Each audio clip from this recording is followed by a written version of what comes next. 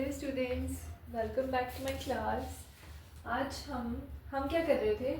Six class का perimeter and area chapter कर रहे थे, जिसकी आज लास्ट क्लास होगी, ठीक है। और हमने कल ये फिफ्थ क्वेश्चन तक कर लिया था। आज हमने सिक्स्थ क्वेश्चन से स्टार्ट करना है। हाँ जी, तो इस क्वेश्चन में क्या बोला है? Draw a rectangular border that is 1 centimetre from the top and bottom.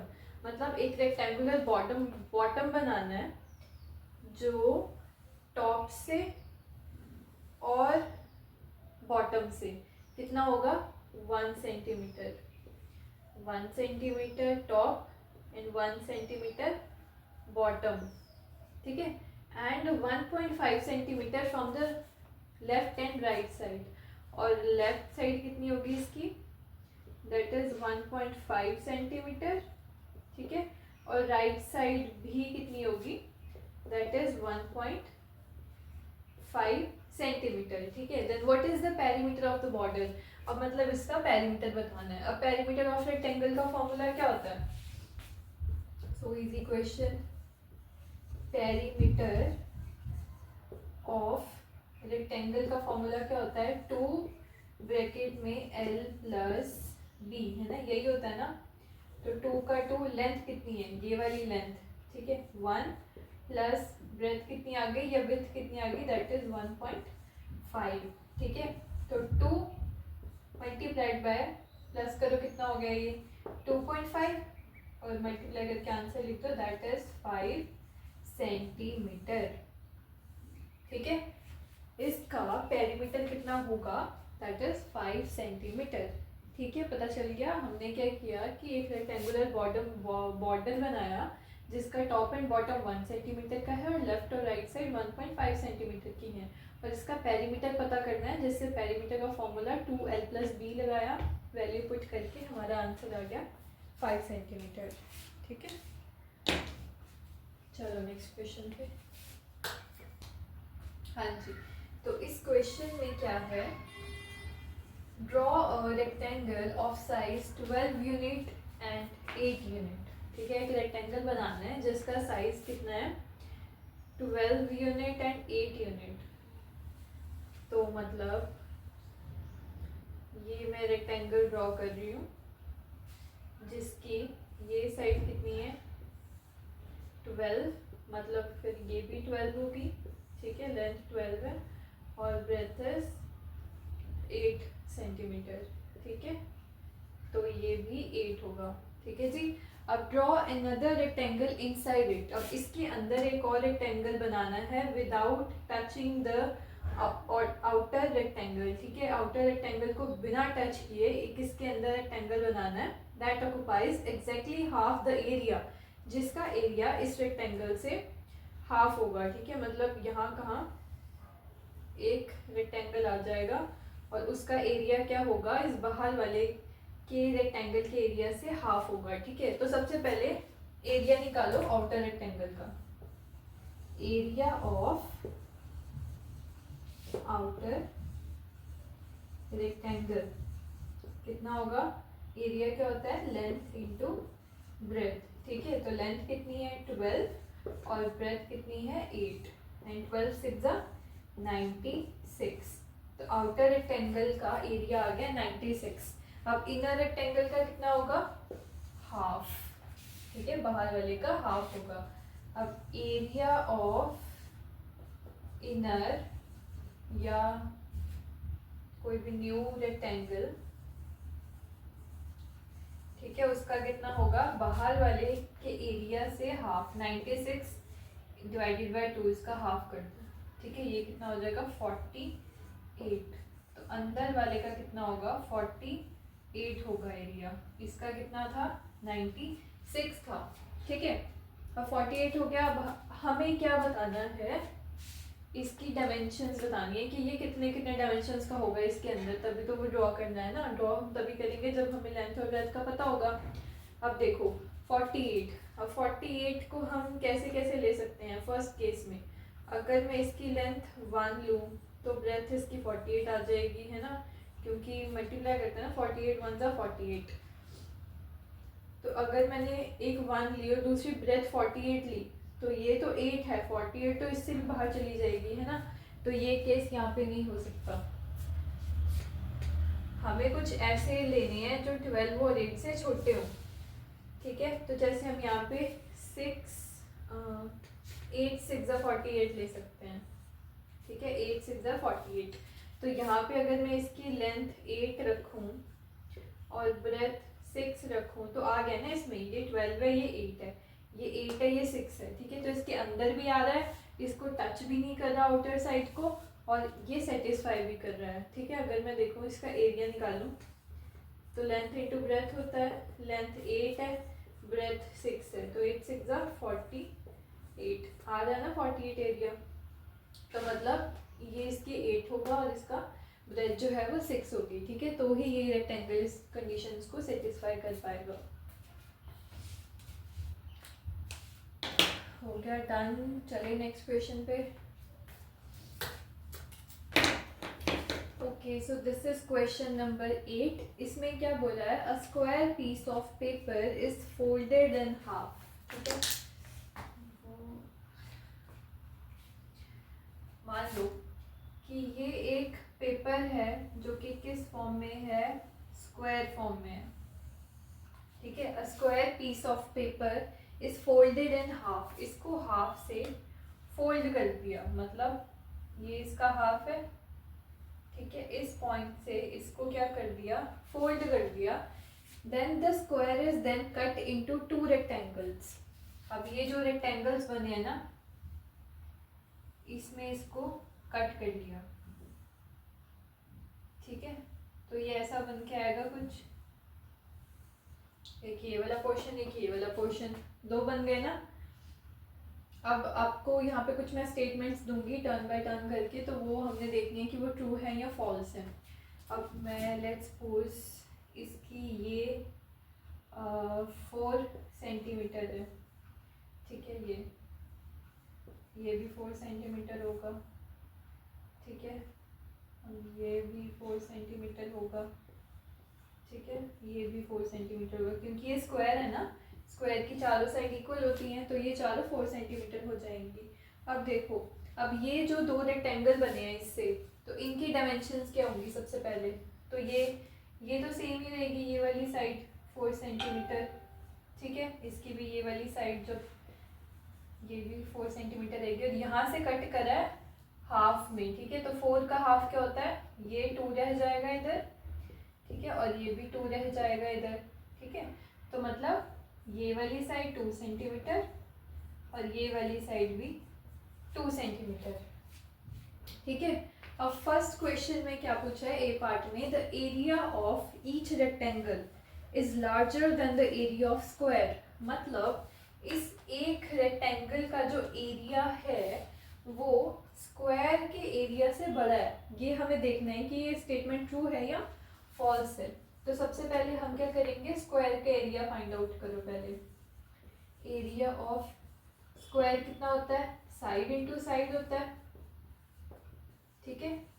Side into side, side कितनी है 4 सेंटीमीटर, तो 4 4 जार 16 सेंटीमीटर स्क्वायर, ये आ जाएगा एरिया ऑफ स्क्वायर, ठीक है। अब हम निकालेंगे एरिया ऑफ रेक्टेंगल, ये वाला।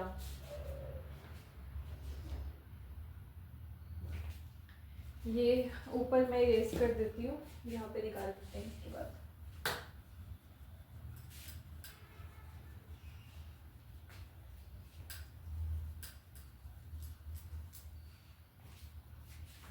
ठीक है, अब निकालेंगे हम area of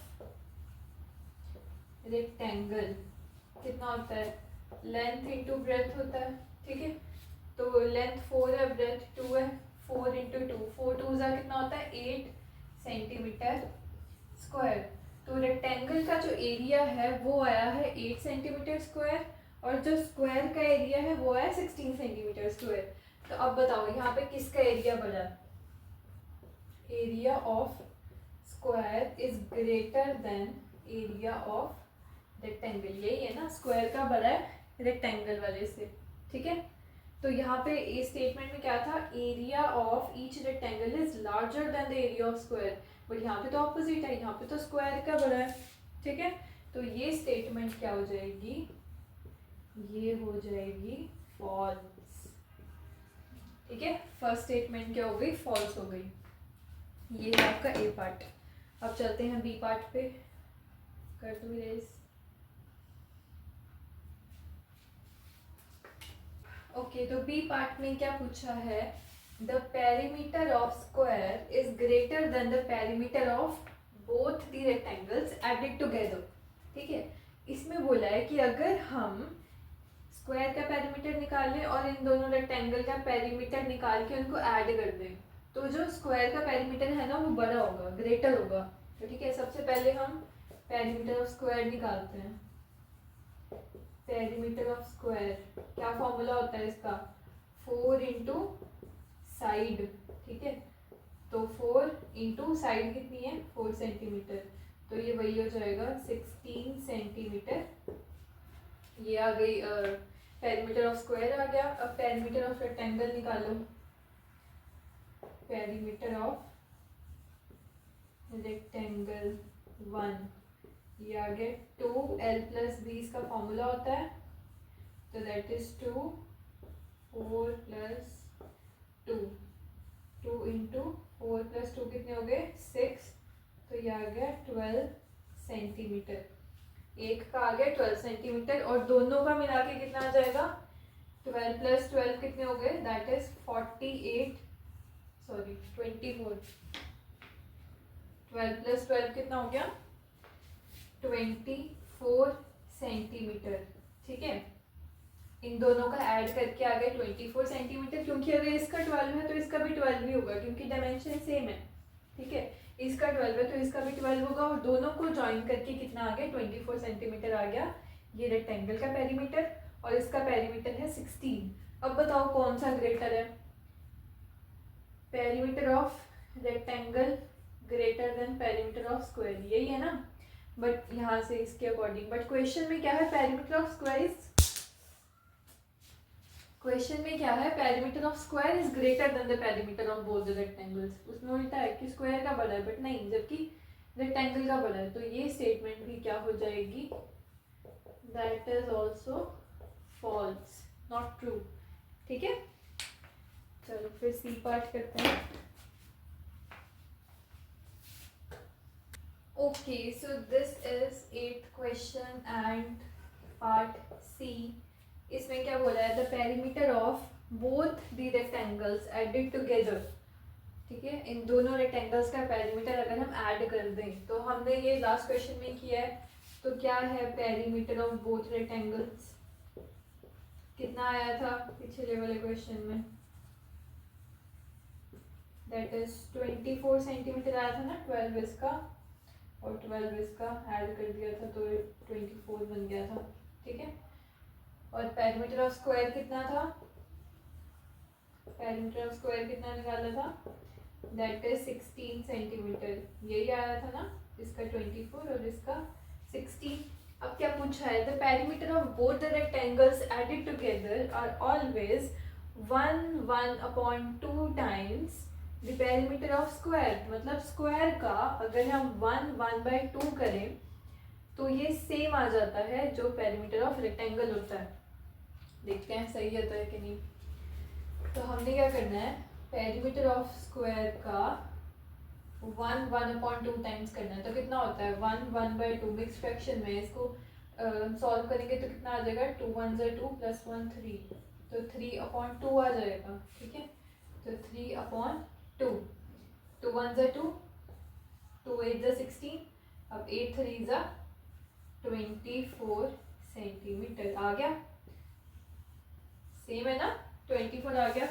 the perimeter of both the rectangles added together are always 1/2 times the perimeter of the square. 24 आ गया सेम, तो इट मीन्स ये स्टेटमेंट क्या है, this is true, this statement is true, ठीक है। चलो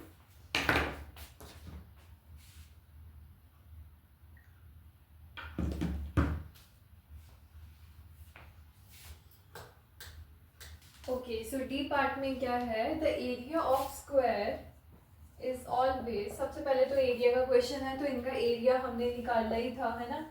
एरिया ऑफ स्क्वायर कितना निकाला था हमने, दैट इज 16 सेंटीमीटर स्क्वायर, ठीक है, ये पिछले वाले क्वेश्चन में निकाला है। और एरिया ऑफ रेक्टेंगल कितना निकाला था हमने, 8 सेंटीमीटर स्क्वायर, ठीक है। बट यहाँ पे पूछा है area of both the rectangles added together, अगर इसका 8 है तो इसका भी 8 होगा, ठीक है। तो बोथ का कितना हो जाएगा, 8 + 8 दैट इज 16 सेंटीमीटर स्क्वायर। ये तो सेम ही हो गए, एरिया ऑफ स्क्वायर में 16 और इन दोनों को ऐड करके भी 16 आ रहा है। तो पूछा क्या है, the area of square is always 3 times as large as the area of both the rectangles added together। इन्होंने बोला है कि अगर हम इन दोनों का एरिया ऐड करके निकालते हैं और इसका 3 times करते हैं तो हमारे पास एरिया ऑफ स्क्वायर आएगा। करना ज़रा 16 का 3 times, 16 3 is 48, तो क्या ये 48 है, नहीं है। तो इट मीन्स ये क्या हो गया, ये स्टेटमेंट हो गई फॉल्स, ठीक है। जबकि ये तो इक्वल है, 16 16 इक्वल आ गए, है ना। बट यहाँ पे बोले कि 3 times होना चाहिए, और ये जो इससे पता चल रहा है कि ये स्टेटमेंट क्या है, फॉल्स। ओके, तो ये था जी आपका last question from this chapter perimeter and area, ठीक है जी। अब कल से हम नेक्स्ट चैप्टर स्टार्ट करेंगे। इसमें कोई भी डाउट है तो मुझे बताना, डाउट वाली अलग से वीडियो अपलोड कर दूंगी मैं सारे डाउट्स लेके। And thank you so much. Please like, share and subscribe to my YouTube channel. Bye bye.